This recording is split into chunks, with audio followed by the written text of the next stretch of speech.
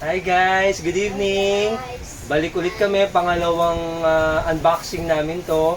Request ng pamangkin ko, siya daw yung mag-unbox ng ng Voltes 5 mini action. Pero Lego. Kala niya kasi Lego maliit. Ayan o. 02. Yan yung 02 version. Pareho ng assistant ko, si Gavin.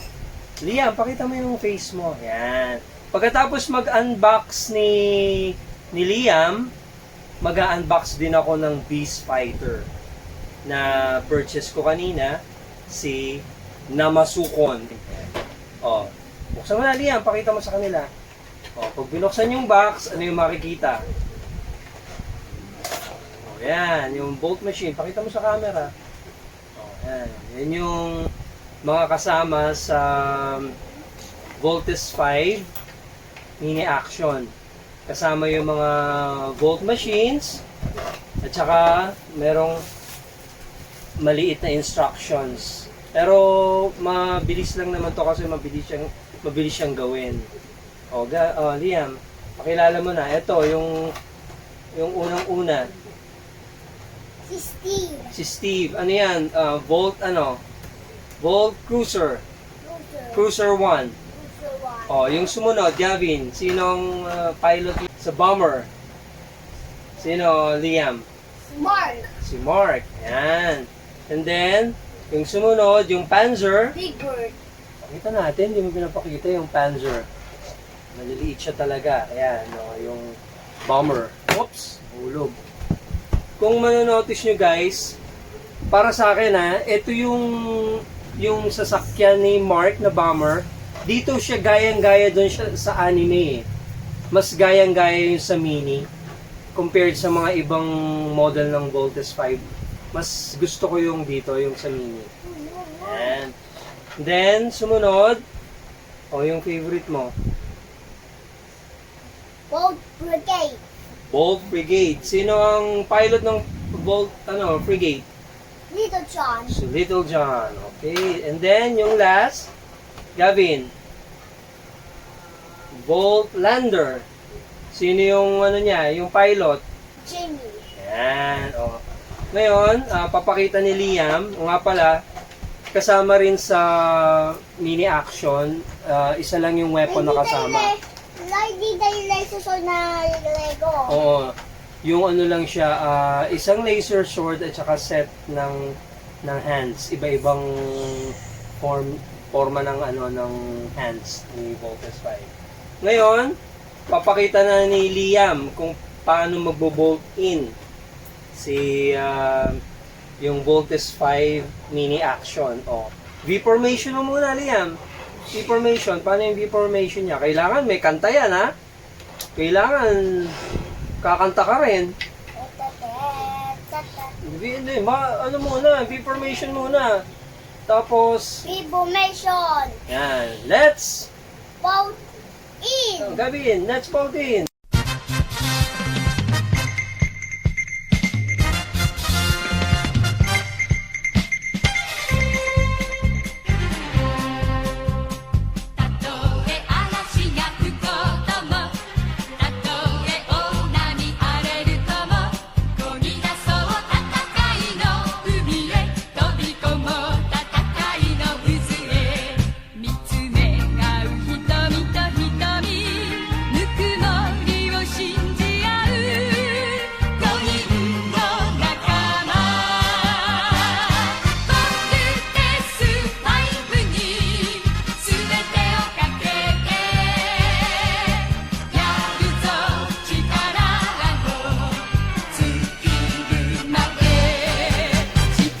Okay guys, after 45 years, nakapits din si Voltes 5.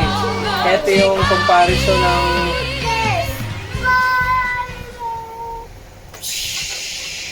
yan. Ito yung mini action. Voltes 5 mini action. Ang masasabi ko lang dito, parang mas fragile siya compared sa deform. Nasaan na yung mini deform? Ito yung mini deform do. Ayan.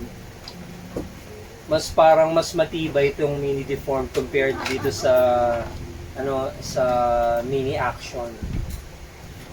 Guys, titignan nyo to kasi dito yung natatanggal yung ball joints dito ni Little John. Medyo dyan madali matanggal. Yan. Ayan, yung comparison niya. Ganyan kalaki siya compared kay full action. Ganyan siya kalaki. At saka kay Voltes 5 mini deformed. Yan yung comparison niya. Yan. Then, kung pwede mo siyang i-display kasi nakabili rin ako ng Camp Big Falcon. Pag binold out mo tapos di-display mo lang, pwede mo siyang i-park dun sa Camp Big Falcon. Yung mini action, saktong-sakto sa Camp Big Falcon. Diba? Pagbubukas. Diba? Kung mag-voltage. Yun. Sumunod naman, yung Beast Fighter. Ito, isa sa mga favorite ko tong Beast Fighter na to kasi hirap na hirap si Voltes 5 dito. Actually, ginawa to ni Zul para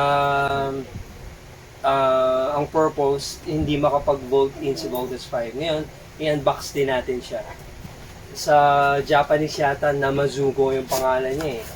Diba? Ito. Na-acquire ko to kanina sa Green Hills, sa Shopsville Arcade, second floor. Kung pupunta kayo doon, hanapin nyo si Glenn. Siya yung nagbigay sa akin ng murang-murang price dito sa merchandise na to. Si Glenn, kung wala si Glenn, yung babaeng Filipinang beauty. Kasi kayo manggi, siya yung pumapalit kay Glenn.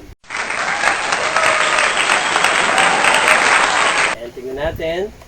Pagbukas mo, makikita mo yung simpleng instruction kung paano siya buuin. Pero, nga pala, bago ko simulan yung unboxing, nakalagay nga pala, may instructions dyan na this is a 3D printed product printed using FDM printers. Print lines are visible even when sanded and pointed. This is not a toy. Ayan, Liam, hindi daw siya laruan. Ang purpose lang talaga niya, posable decoration piece. The product has sharp parts that can cause injury. Siguro yung mga kuko niya. Not suitable for kids. Hindi para sa mga bata. Talagang pang display lang. Okay? O, tignan na natin.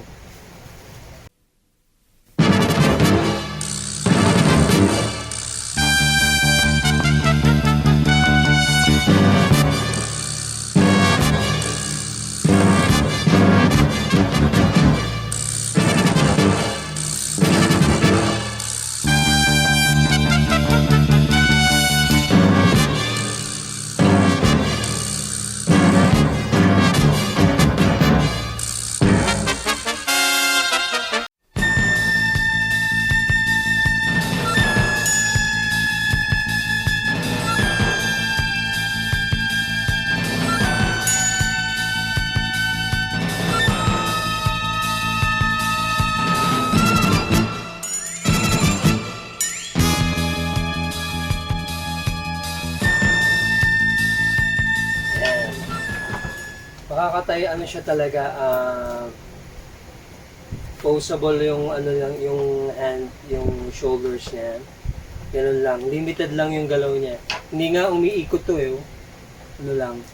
yung shoulder lang niya. Gumagalaw hanggang ganyan lang, umiikot 360 degrees.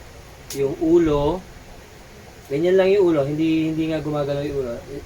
Isang pose lang ganyan.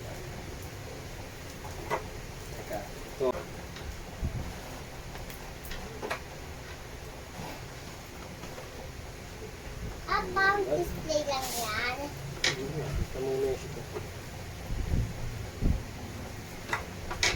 Ayan siya guys. Pakilapit yung camera. Ayan. Si Namazungo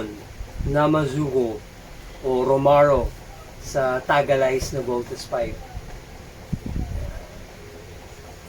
Again, limited edition siya. Kaya medyo iba yung price niya sa sa mini. Ayan. Asan na yung Asan na yung Voltes 5 mo? Ang Big Falcon mo.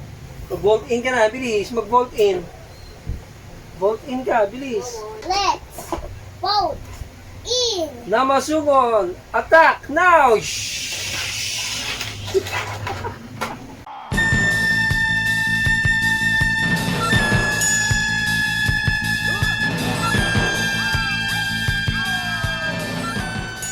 Sige, na nga, paalam ka na. Paalam ka na. Bye-bye. Bye-bye. Next ulit. Next time ulit, pag may bagong toy si Liam at saka si Gavin, i-unbox ulit namin. Again, subscribe na lang sa page namin para dumami pa yung yung mga subscriber namin. And then, mag-like na rin kayo. Paalam ka na, Liam. Paalam ka na. Bye-bye. Hawakan mo na yung Voltes 5 mo. Bye-bye. Ano yung assistant? Bye-bye. Bye-bye. Bye-bye.